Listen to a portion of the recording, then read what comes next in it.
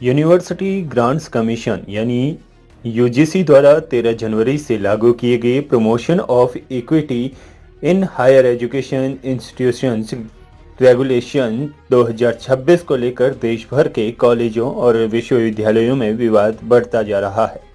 जहां यूजीसी इन नियमों को उच्च शिक्षा परिसरों में समानता और सामाजिक न्याय सुनिश्चित करने की दिशा में एक बड़ा कदम बता रहा है, वहीं जनरल कैटेगरी के छात्र इन्हें पक्षपातपूर्ण और दुरुपयोग की आशंका से भरा मान रहे हैं।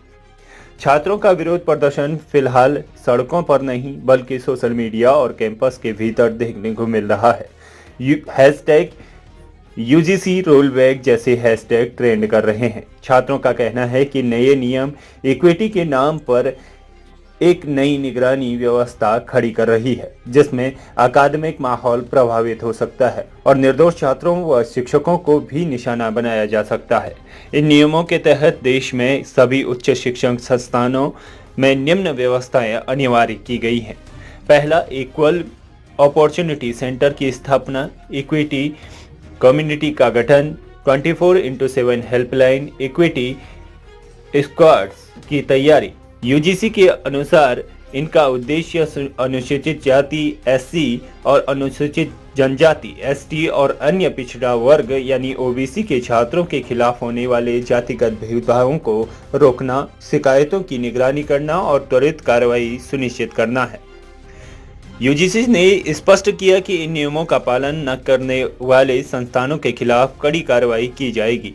इसमें यूजीसी की मान्यता रद्द करने, सरकारी फंडिंग रोकना जैसे कदम शामिल है। इसी सख्ती ने विश्वविद्यालय प्रशासन के साथ साथ छात्रों की भी चिंता बढ़ा दी है। जनरल कैटेगरी के छात्रों का कहना है कि नियमों में स्पष्टीकरण परिभाषाओं का अभाव है, जिससे शिकायतों का मनमाना इस्तेमाल किया जा सकता है। इक्विटी एक्वार्ड्स और कमेटियों को दिए गए अधिकार जांच से पहले ही दोष तय करने जैसे लगते हैं। यह व्यवस्था शिक्षा संस्थानों को पुलिस स्टेट जैसा बना सकती है, जहां संवाद के बजाय डर का माहौल बने। कुछ छात्र संगठनों का यह भी कहना है कि भेदभाव रोकने के लिए पहले से ही कानून और आंतरिक शिकायत तंत्र मौजूद हैं। ऐसे में समानांतर संरचनाएं क्यों बनाई जा रही हैं? अब सरकार और यूजीसी पर भी सवाल खड़े हो रहे हैं। क्या सरकार ने इन नियमों को लागू करने से पहले सभी छात्र वर्गों और शिक्षाविदों से व्यापक परामर्श किया है? इक्विटी स्क्वाड की शक्तियों और सीमाओं को स्पष्ट दिशा निर्देश क्यों नहीं जारी किए गए? अगर किसी शिकायत में गलत या फिर झूठा आरोप साबित होता है तो उसके लिए जवाबदेही किसकी होगी? क्या यह नियम अकादमिक स्वतंत्रता और विचारों की अभिव्यक्ति पर प्रतिकूल असर नहीं बनेगी?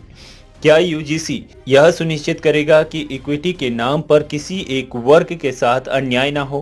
पहले से ही मौजूद एंटी डिस्क्रिमिनेशन प्रावधानों को मौजूद करने के बजाय नई दंडात्मक संरचनाएं क्यों नहीं?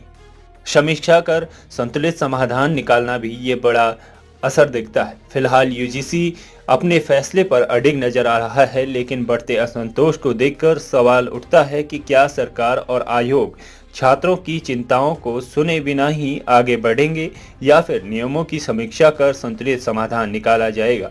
देश की उच्च शिक्षा व्यवस्था में समानता जरूरी है, लेकिन क्या समानता का रास्ता सहमति और संवाद से निकलेगा या फिर सख्ती और डर से? यही सवाल है कि जिसका जवाब अब सरकार को देना बाकी है।